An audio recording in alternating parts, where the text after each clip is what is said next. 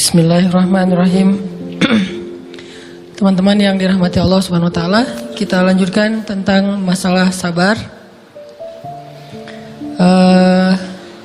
Terutama sabar zulzilu, ketika kita diuji dengan ujian ego, marah, perasaan, sakit hati, yang kayak gitu-gitu. Ini ujian jauh lebih berat daripada ujian fisik dan ujian harta.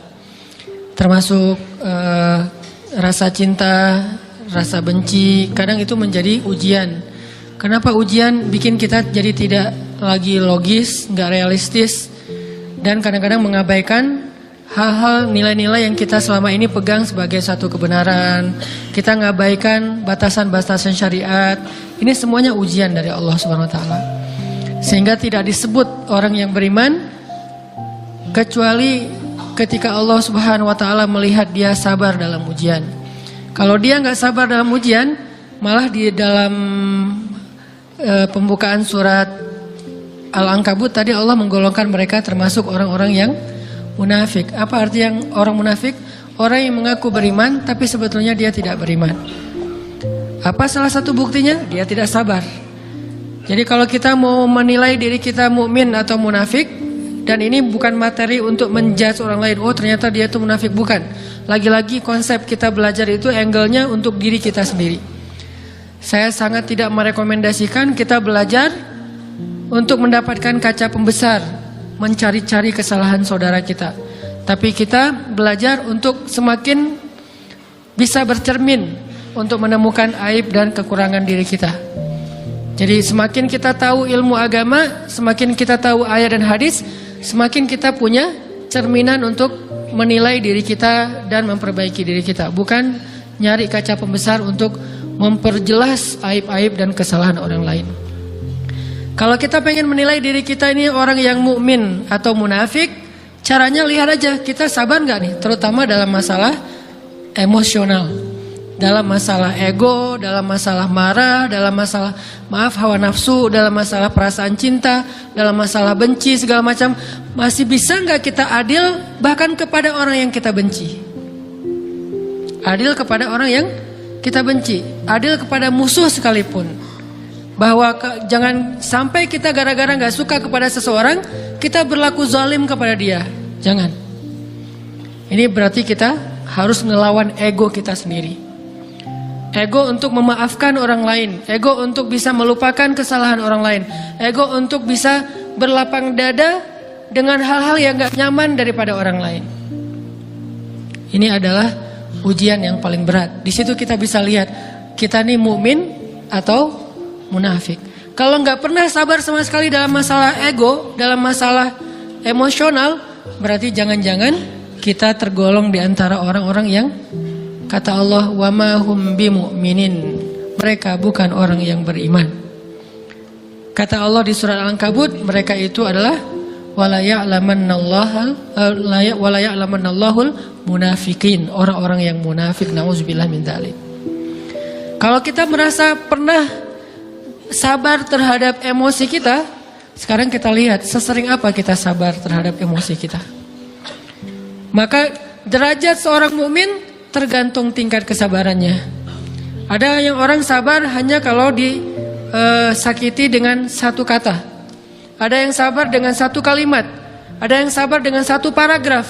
Ada yang sabar dibully rame-rame juga dia sabar. Berarti lahum darajatun inda rabbihim. Orang beriman juga bertingkat-tingkat. Dan tingkatan itu tergantung tingkat kesabaran kita dalam menghadapi ujian. Salah satunya ujian emosional kita, perasaan kita. Sehingga teman-teman yang dirahmati Allah SWT, salah satu program kita untuk terus mengembangkan diri, program untuk tumbuh, program untuk memperbaiki diri kita di hadapan Allah itu adalah coba kita program dalam sehari aja, terus kita nilai berapa kali kita berhasil ngelewatin ujian emosional. Bukan cuman marah, termasuk cinta, benci, tersinggung, sakit hati, kayak gitu-gitu. Berapa kali kita bisa berhasil melewati itu dalam sehari? Gak usah seminggu, sehari aja. Di jalan, sama temen, di grup WA, di IG, di Twitter, di mana gitu. Coba kita lihat berapa kali kita bisa menahan diri kita dan bersabar. Bukan berarti tidak respon ya, bukan berarti pasif. Kita bisa merespon tapi dengan cara yang elegan. Kita bisa merespon tanpa harus memperlihatkan emosional yang meledak-ledak. Bukan berarti ketika disakiti orang, dihina dan segala macam kita diam aja. Gak selalu kayak gitu. Kadang-kadang kita perlu merespon untuk mengklarifikasi, tabayun kalau kata orang-orang yang dalam ilmu fikih. Kita harus tabayun. Tapi tabayun dengan marah itu beda. Tabayun dengan mencela itu beda. Sehingga kita mencoba menahan diri berpikir, aduh capek kalau gitu. Tapi kan ini bagian dari pembelajaran. Makin terbiasa kayak gitu, terbiasa elegan, maka otomatis jadi nggak terlalu repot lagi. Kan awal-awal bersikap pengen yang bijaksana, yang elegan, yang dewasa, itu kan kadang-kadang harus diusahain ya. Karena belum mengkarakter, harus mikir dulu gimana ya sikap yang paling dewasa, gimana ya sikap yang paling bijaksana, gimana ya sikap yang paling wise, gimana ya sikap yang paling elegan, masih mikir. Tapi setelah berkali-kali kita latihan, lama-lama itu menjadi spontanitas kita. Dan kalau udah bisa kayak gitu, insya Allah kita sudah mulai meniru nih akhlak Nabi Muhammad Sallallahu Alaihi Wasallam. Ini ujian perasaan banget. Kalau tadi saya ngasih contoh diselingkuhin itu sebetulnya cuman bercanda ya.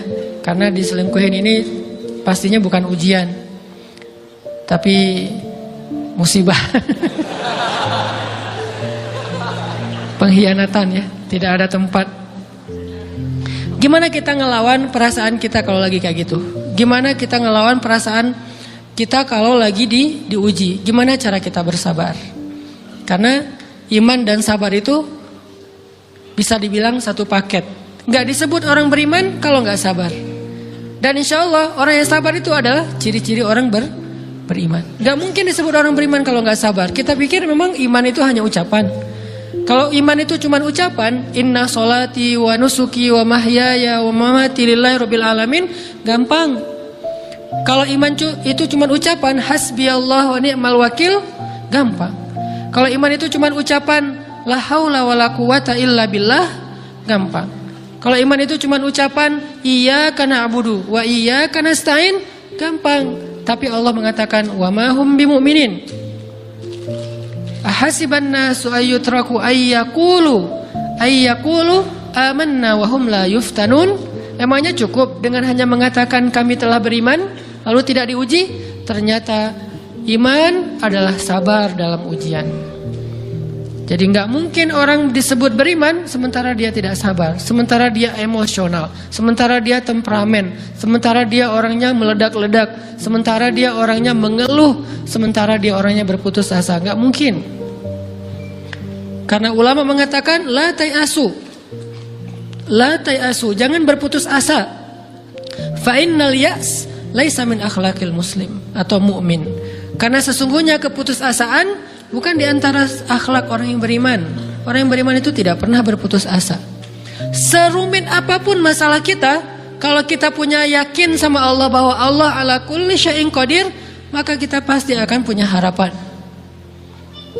Kalau kita yakin bahwa Allahu Akbar, sebesar apapun masalah kita, Allah lebih besar daripada masalah kita, kan? Bukankah kita mendengar Allahu Akbar, Allahu Akbar? Ada gitu yang lebih besar daripada Allah?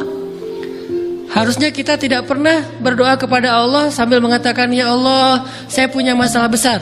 Itu sama aja dengan kita ngeledekin Allah.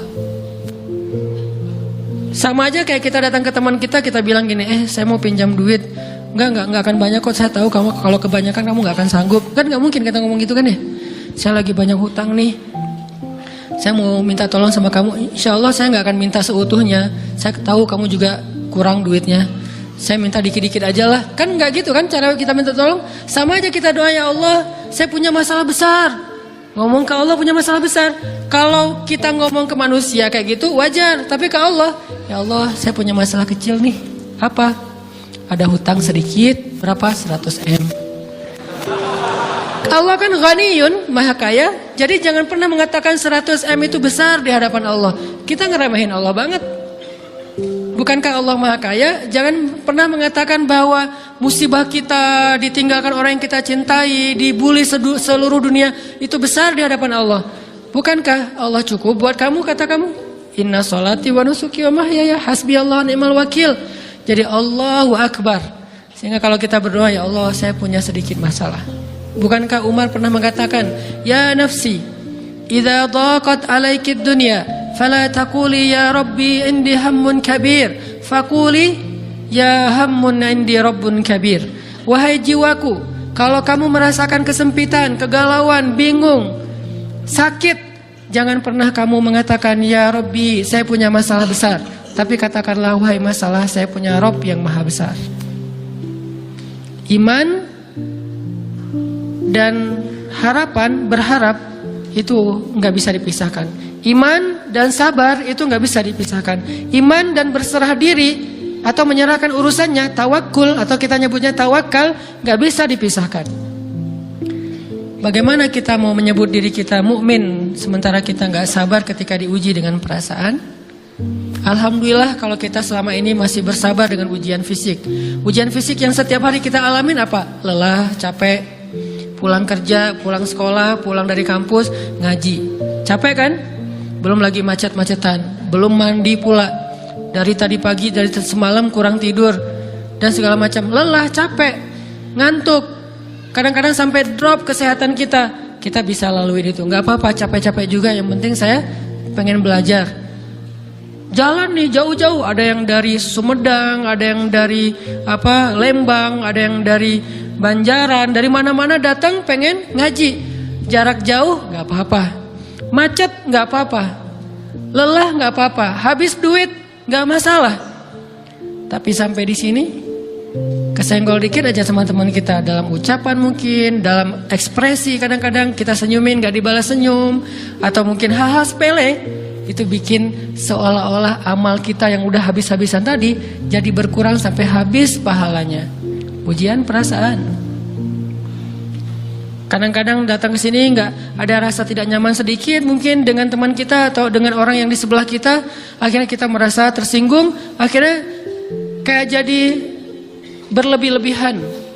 Di tangga, di pintu, pas keluar, di tempat wudhu, di mana, hal sepele sebetulnya, tapi mengganggunya bukan fisik kita, yang terganggu bukan harta kita, tapi yang terganggu perasaan kita nih, rasa nyaman kita yang terganggu, seolah-olah hilang semuanya. Jadi nggak berarti, ini namanya ujian teman-teman. Mudah-mudahan kita bisa istiqomah dalam masalah perasaan ini. Pertanyaan sederhananya adalah gimana sih cara kita menghadapi itu? Saya juga lagi belajar, ini bukan kata saya ya, tapi saya coba merangkum dari beberapa hadis, dari beberapa ayat. Mudah-mudahan ini jadi semacam tips dari Allah, dari Rasul, cara kita supaya lebih sabar dalam menghadapi ujian, khususnya ujian perasaan. Pertama, saya mengambil dari hadis riwayat yang diriwayatkan dari Abu Hurairah, hadis Hasan. Nabi SAW mengatakan, "Ma yazalul bala'u bil mu'mini wal mu'minati fi nafsihi wa waladihi wa malihi hatta yalqallaha ta'ala wa ma 'alaihi khati'ah." Tidaklah seseorang selesai diuji, baik dia laki-laki orang yang beriman atau perempuan yang beriman, baik itu ujiannya terjadi pada dirinya atau melalui anaknya atau melalui hartanya, artinya ujian harta, ujian fisik, ujian perasaan, sampai dia bertemu dengan Allah dan dia tidak punya dosa. Apa maksud dari hadis ini? Ujian itu tidak akan berakhir kecuali kalau dosa kita sudah habis. Allah akan menguji kita terus untuk membersihkan diri kita dari dosa. Sehingga yang harus kita coba bangun awareness dalam diri kita kalau lagi diuji, Allah pengen membersihkan dosa saya nih. Sehingga kita ridho dengan ujian, bukan ikhlas ya. Kalau ikhlas ibadah, kalau ujian ridho, rela. Saya ridho ya Allah, walaupun ini berat. Saya ridho ya Allah, walaupun saya berharap Engkau beri jalan keluar. Saya ridho ya Allah, walaupun saya berharap ditolong oleh Allah. Tapi tetap ridho diberikan ujian itu. Sambil berdoa diberikan jalan keluar, ditolong, diberikan keajaiban, cuman gak mau mengeluh, Dan berdoa meminta jalan keluar, bukan mengeluh. Itu ibadah. Berdoa itu ibadah dalam Islam. Sehingga Allah suka banget sama hamba yang berdoa. Allah suka dengan hamba yang curhat. Nabi itu kalau lagi curhat, doanya aja bisa berjam-jam cuma doa doang tuh. Kayak hadis Aisyah pas lagi cemburu malam-malam kan. Aisyah lagi tidur. Ini jatah malamnya Aisyah. Tiba-tiba dia nyari-nyari raba-raba, Nabi nggak ada, dicari di kamar mandi nggak ada. Biasanya Nabi sholat di sebelah Aisyah.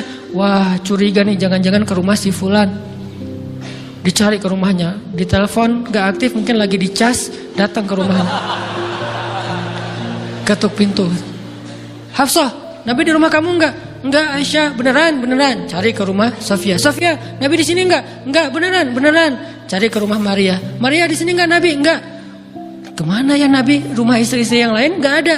Pas balik ke rumahnya, ngelewat masjid, ngelihat Nabi lagi sujud di Masjid Nabawi di mihrab, dan Aisyah mendengar Nabi menangis sambil berdoa, dan sujudnya itu seperti membaca 1 juz Al-Quran.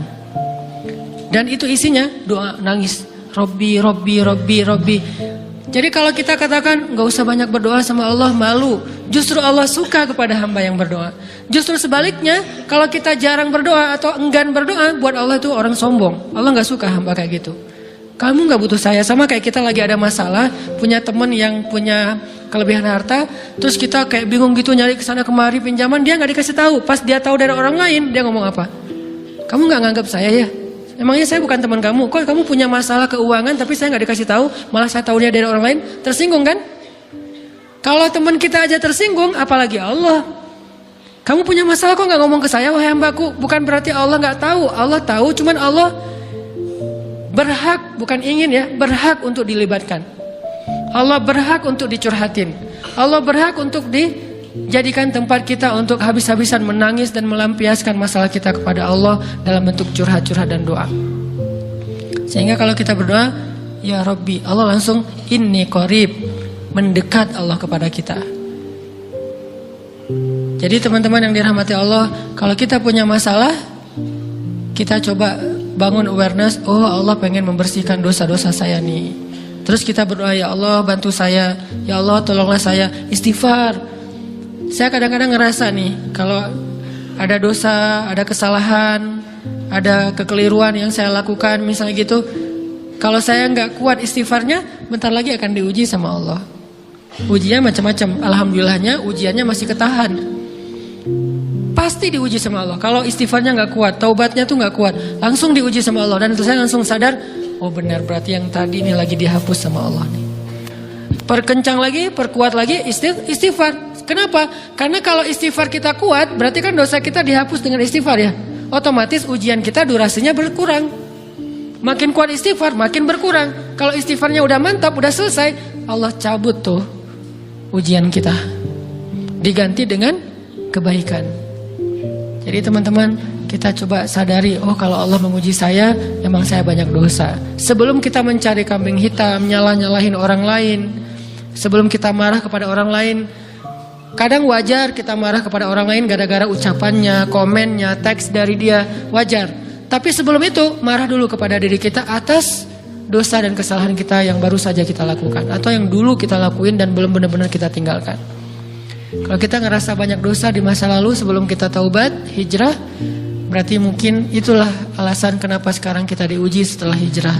Kenapa agak-agak harus jungkir balik setelah kita hijrah? Kenapa harus sedikit berdarah-darah setelah kita hijrah? Anggap aja itu untuk mengkifarat, membersihkan dosa-dosa kita yang telah lalu. Supaya apa? Supaya kalau kita pulang kepada Allah, kita pulang dalam keadaan bersih, dan itu pasti akan menjadi orang yang paling beruntung. Daripada nanti diberesin di akhirat, mending diberesin di dunia kan? Soalnya kalau diberesin di akhirat itu lebih berat. Akhirat itu perlakuannya beda dengan di dunia. Di dunia kalau kita salah akan dibalas oleh Allah. Kalau kita belum taubat, dibalas oleh Allah sama. Tapi di akhirat ukurannya beda. Sehingga heran ya, kalau ada orang yang merasa beruntung lolos dari hukuman dunia, dia pikir dia udah lolos dari hukuman Allah. Mending dia beresin deh di dunia daripada nanti di akhir berlarut-larut. Itu bahaya banget. Kalau buat saya pribadi, dan saya yakin teman-teman juga kayak gitu, gak mau ada masalah di akhirat, mending masalah di dunia aja. Tapi masalah di dunia juga kita nggak mau berlarut-larut, pengen cepat dimudahin sama Allah. Caranya istighfar, istighfar, istighfar. Tidaklah Allah memberikan kepada kita ujian kecuali salah satu alasannya pengen menghapuskan dosa. Idza kathurat dzunubul 'abdi wa lam yakun lahu min 'amalin liyukaffiraha fabtalahu Allahu bil hazan liyukaffiraha. Kalau seorang hamba banyak dosa dan dia nggak cukup amal untuk mengkifarat dosa-dosanya, Allah akan menguji dia dengan rasa sedih, dengan rasa kecewa, dengan rasa berat, sakit hati untuk mengkifarat dosa-dosanya. Itu yang kita bangun. Sehingga kalau ada masalah sama orang lain, kita memperbaiki diri dulu. Bukan sibuk dengan kesalahan dia terus-menerus yang nggak mau kita maafin. Misalnya ada teman kita nih, jadi clash sama kita. Hal pertama yang kita bangun, astagfirullahaladzim, saya banyak dosa nih. Tapi kan yang salah dia, ya. Tapi mungkin dia nggak akan mengatakan kalimat itu, nggak akan bersikap kayak gitu kalau kita nggak punya dosa. Allah sengaja mengutus dia untuk menguji kita lewat kata-katanya, lewat perilakunya, karena kita punya dosa. Jadi penyebab pertama diuji itu bukan teman kita yang salah, itu penyebab kedua. Memang dia salah. Dan itu harus kita akui, realistis lah. Dia salah, dia nggak pas, dia nggak bijak, dia apa. Oke. Tapi yang mentakdirkan dia salah kepada kita, Allah Subhanahu Wa Taala. Kenapa Allah takdirkan gitu? Karena kita masih punya banyak dosa. Allah kirim kita ujian, bisa manusia, bisa alam, bisa dalam diri kita sendiri. Itu semuanya adalah cara Allah untuk menguji kita dan membersihkan dosa-dosa kita. Ini yang kita bangun pertama.